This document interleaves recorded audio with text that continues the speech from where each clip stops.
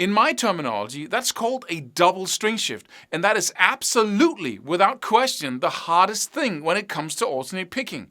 One thing is to do one string shift and then have some single notes on one string in between, and then you do another string shift. That's a totally different challenge than having to jump. Just think about that. You have to jump as far as you can, and then when your feet is firmly on the ground again after you jump, you have to jump right back again. How hard is that? How far can you jump back and forth like that? It's like 1/10 of the distance you can really jump if you only have to jump with an inlet, and then jump, stop, have an inlet, and jump back again, right? So the double string shift is a killer when it comes to challenges.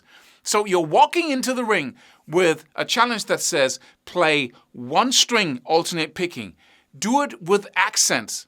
Accent on every third note. Then do a string shift.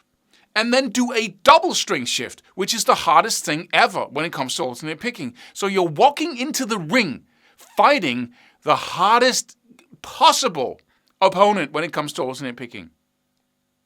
That's a stupid thing to do, and I did the same thing. So it took me like 12 months to make any progress that looked like I was going to actually win through in the end, before it dawned on me that I'm taking on too many challenges. My whole alternate picking program is about that, philosophy, other things as well, of course. But the core of it was that realization. And once I started picking that challenge apart, doing one challenge at a time, mastering the first, then the next, then the third, then suddenly I was fighting 3 small guys in the ring, and I could easily fight them. No problem. And I felt victorious every single time I was fighting one of these, and I won through, right?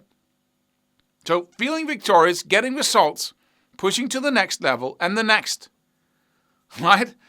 That's how you do it. So you don't want to practice the Paul Gilbert lick 10 hours a day. There's not, it's okay that you did it and you definitely became better, but it's just too long a journey, too big an opponent. So you want to break him up, right, into 2 little guys that you can fight. And the last point here. Practicing something 10 hours a day for 2 weeks is nothing when it comes to speed, right? And I'm not trying to put you down in any way. That's an accomplishment. Like, it's crazy. How can you even practice 10 hours a day, right, for 2 weeks? That's insane. That's the kind of insane I like. But you need to amp up your expectations here. You need to man up. You need to, overpower these challenges with so much commitment that you'll crush them, right? So 10 hours a day for 2 weeks, that's a great start. Then you're off to, and if you want to get to 100 beats per minute, break it down into smaller challenges and then meet those smaller challenges with so much power, so much force, so much intensity and focus and practice time in front of the TV each night, in the morning, whenever you think about it. Do accents with your hand without having your guitar around, right?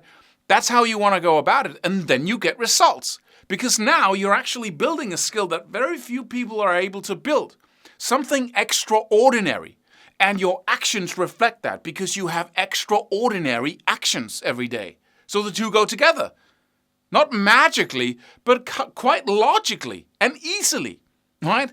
So you instate the cause and effect, right? It's pretty easy to, right? So break it down for yourself. Conquer each and every challenge along the way. And then you'll start to making some real progress and then meet those smaller challenges with an overwhelming force. So you're sure to win through. Don't go into a battle that you can't win. Subscribe for more free videos. Do it. Do it now. Do it.